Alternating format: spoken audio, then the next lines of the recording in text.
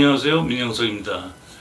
이번 시간에는 미래의 재즈는 어떤 방향성을 갖고 진화할 것인가에 관한 사실 거대 담론이죠. 이 주제를 가지고 한번 얘기를 해보기로 하겠습니다. 우선 재즈가 어떤 음악인지를 정확하게 정의 내릴 필요가 있는데 우리가 크게 두 가지로 정의 내릴 수 있어요. 뭐냐면은 첫 번째로 재즈는 12음 평균율로 이루어져 있고 그 다음에 수직적 수평적 구조를 이루고 있는 음악이에요.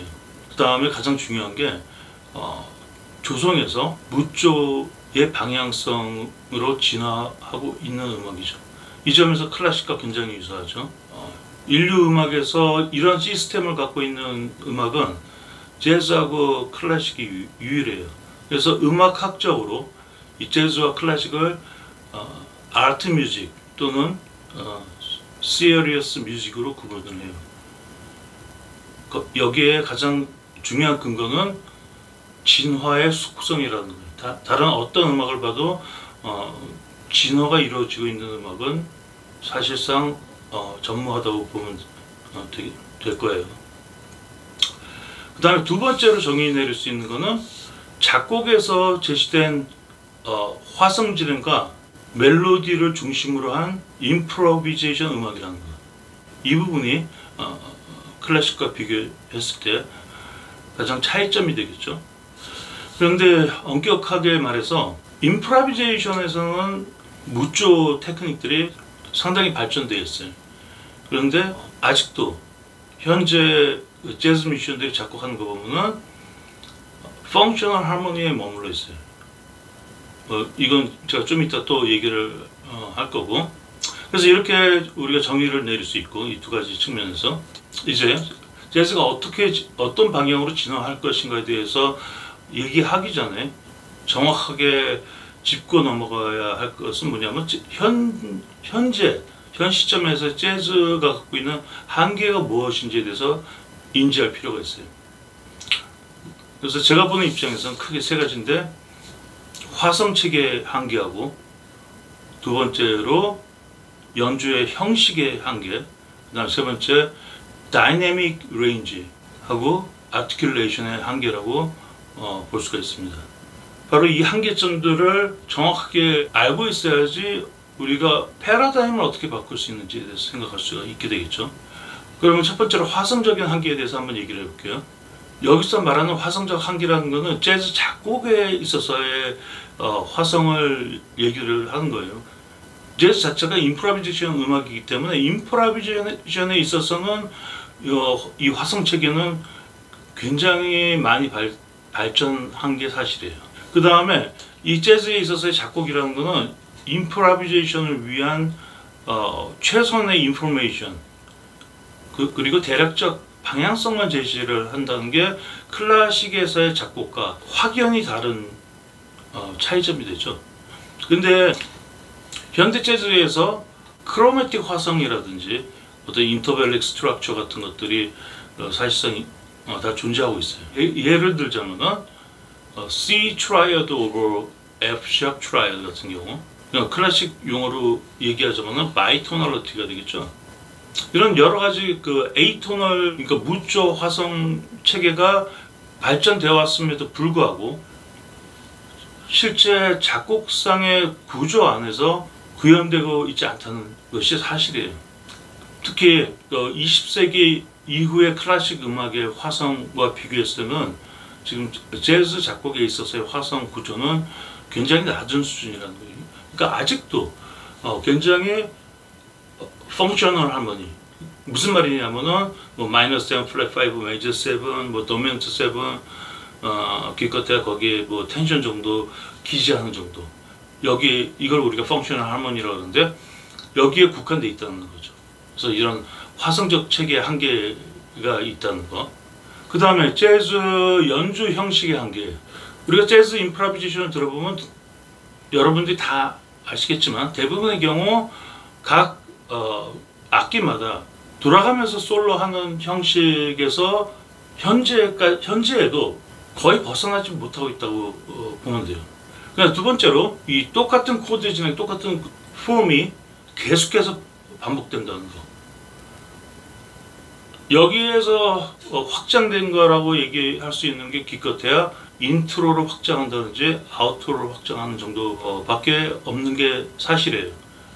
그러니까 이런 부분, 이 재즈에 있어서 어떤 시스템의 다포 상태라고 얘기를 할 수 있어요. 그래서 이런 것들에 대해서 어떤 패러다임을 깨보려고 했던 노력들이 굉장히 많이 있었어요. 재즈 역사에서 보면 60년대에 오넷 콜맨의 프리 재즈 같은 경우. 근데 제가 보는 입장에서는 이게 일반적으로 재즈 역사에서 굉장히 주목할 만하다고 얘기를 하지만 우리가 비판적으로 봤을 때, 그리고 냉정하게 봤을 때 화성적 구조가 상당히 결여되어 있고 그닥 별로 제시되고 있는 게 없어요. 두 번째로 음악적 구조에 있어서도 확연하게 한계점을 드러내고 있다는 거예요.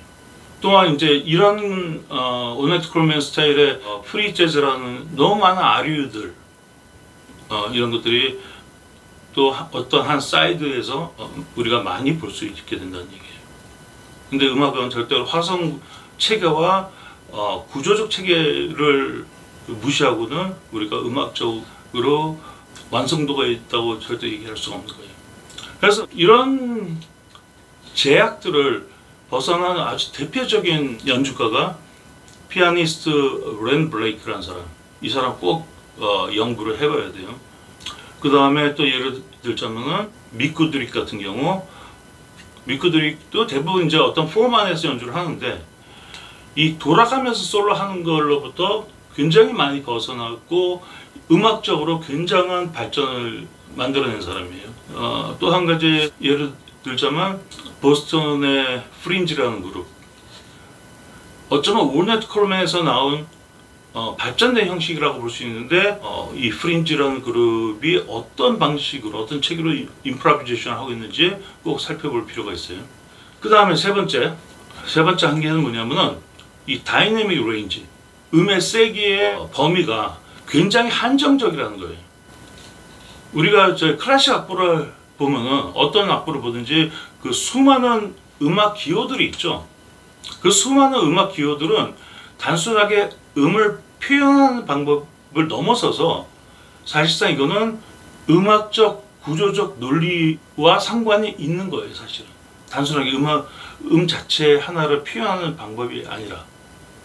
그래서 여기 표에서 보면은 포르테시시모부터 포르테시모 쭉쭉 나가서 피아니시시모까지 굉장히 다양한 레인지가 있거든요. 근데 우리가 재즈를 잘 들어보면은 간혹가다 우리가 인트로 같은 경우 뭐 이런 경우에는 아주 간혹가다 볼 수가 있어요. 이 레인지를. 근데 우리가 임프로비제이션 이 도중에는 이 다이내믹 레인지가 굉장히 한정되어 있다는 거예요. 그 구조적인 이유에 대해서는 제가 다음 시간에 얘기하기로 하고, 어쨌든 이런 한계가 있다는 거. 그 다음에 우리가 아티큘레이션 보면 뭐 여러 가지 정말 수많은 아티큘레이션 그 심벌들이 있거든요. 클래식에서는 뭐 대표적인 게 뭐 악셀레라토라든지 아니면 리타르단도 아니면 크레센도라든지 디미누엔도 이런 것들. 이거 역시 아까 얘기했듯이 단순히 음의 표현을 넘어서서 이 전체적인 구조와 디테일한 부분적인 구조의 논리체계예요. 사실은 이 부분이 결여되어 있다는 거, 재즈에서. 근데 이제 우리가 이걸 살펴보면 이런 한계들이 클래식 음악과 재즈를 비교했을 때 클래식은 기본적으로 리듬 뮤직이에요. 작곡가가 모든 음들을 완벽하게 체계화시키는 한 작품 안에서 이런 형식으로 음악이 연주되는 반면에 재즈는 작곡가는 가장 미니멈한 인포메이션만 제시하고 임프로바이저, 솔로하는 사람한테 커다란 룸을 주는 거예요. 이런 차이점 때문에 아마 이런 것들이 생길 수 있었다고 볼 수 있어요. 그렇지만 이런 한계점들을 정확하게 인지를 해야 그 다음 패러다임, 재즈의 그 다음 패러다임에 대해서 우리가 생각을 할 수가 있어요. 사실 이 재즈와 클래식의 진화의 방향에 대해서 90년대부터 담론이 시작됐어요. 그리고 저도 이 건서 슐러라는 작곡가가 주도하는 토론에 참여한 적이 있었어요. 근데 사실상 클래식 뮤지션들의 한계점과 재즈 뮤지션들의 한계점들에 대해서 굉장히 많이 토의를 했었고, 우리가 얘기하는 거는 퓨전을 얘기하는 게 아니라는 거 정확히 인지를 하셔야 돼요. 예를 들어서 국악과 재즈의 만남, 저는 절대적으로 굉장히 우스꽝스러운 일이라고 생각을 해요. 그 부분에 대해서도 제가 되게 학술적으로 또는 개념적으로 아주 자세하게 다음 기회에 제가 설명하기로 하고, 과연 쇤베르크의 12형 기법이 너무나 혁명적인 일이었고, 이런 아주 획을 긋는 사건이었고, 그 사건 이후에 우리는 어디로 갈지에 대해서 도저히 생각이 안 날 수 있다는 것, 그 다음에 이런 것들에 대해서 상징적인 작품이 하나 있는데, 찰스 아이브스라는 작곡가, 클래식 작곡가, 20세기 작곡가고, 이 사람의 Unanswered Question이라는 작품을 꼭 한번 참고로 해보세요. 이 작품은 우리가 토널 스트럭처하고 에이토널 스트럭처를 동시에 사용한 작품인데 굉장히 천재적인 작품이에요. 한번 참고를 해보시고, 결국 재즈 아티스트 입장에서 이 재즈의 진화와 또는 패러다임 시프트, 이것에 대한 가장 합리적인 방법은 클래식 음악에 대한 연구가 될 거예요.